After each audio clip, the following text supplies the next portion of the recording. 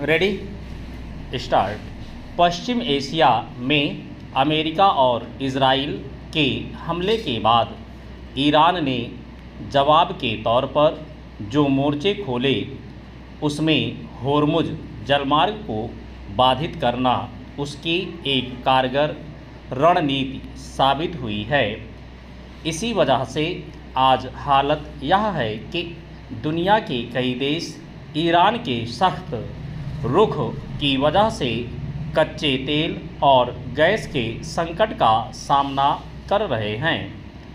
इनमें वैसे देश भी हैं जिन्होंने ईरान पर अमेरिका और इजराइल के हमले में कोई प्रत्यक्ष भागीदारी नहीं की है।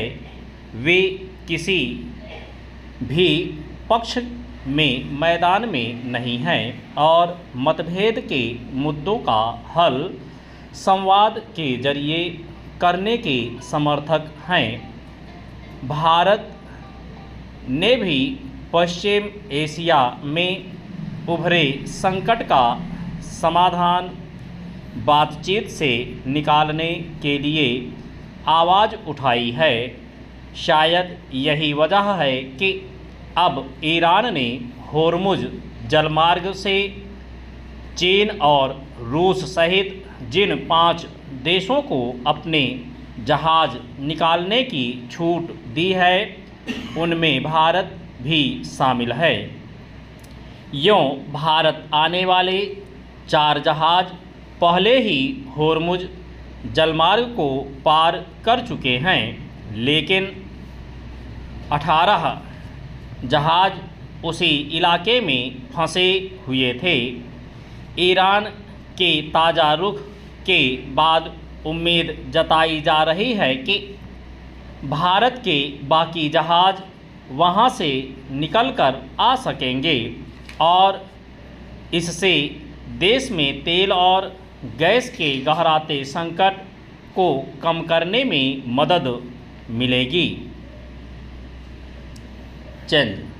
हालांकि अमेरिका और इजराइल को लेकर ईरान अब भी सख्त है और शांति प्रस्तावों को लेकर भी उसने कोई सकारात्मक प्रतिक्रिया नहीं दी है, मगर होर्मुज जलमार्ग पर उसके रुख में आई नरमी से दुनिया के कुछ देशों को राहत मिल सकती है।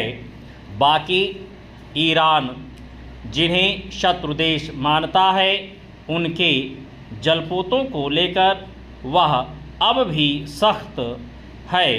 जहां तक भारत का सवाल है तो ईरान के विदेश मंत्री ने कहा कि हमने कुछ ऐसे देशों को होर्मुज जल डमरू मध्य से गुजरने की इजाज़त दी है जिन्हें हम मित्र मानते हैं।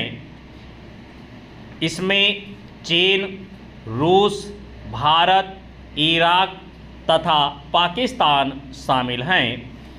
दरअसल पिछले कुछ दिनों से भारत ईरान के साथ लगातार कूटनीतिक संवाद के जरिए पश्चिम एशिया में संघर्ष खत्म कराने के साथ साथ होर्मुज जलमार्ग से अपने लिए भी एक रास्ता निकालने की कोशिश कर रहा था। कुछ उतार चढ़ाव को छोड़ दें तो भारत और ईरान के संबंध दोस्ताना रहे हैं। ऐसे में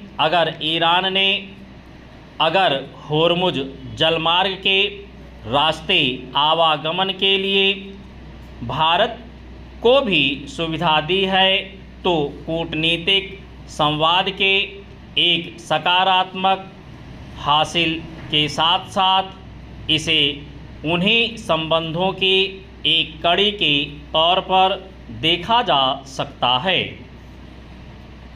चंद गौरतलब है कि होर्मुज जलमार्ग फारस की खाड़ी और ओमान की खाड़ी के बीच एक संकरा रास्ता है।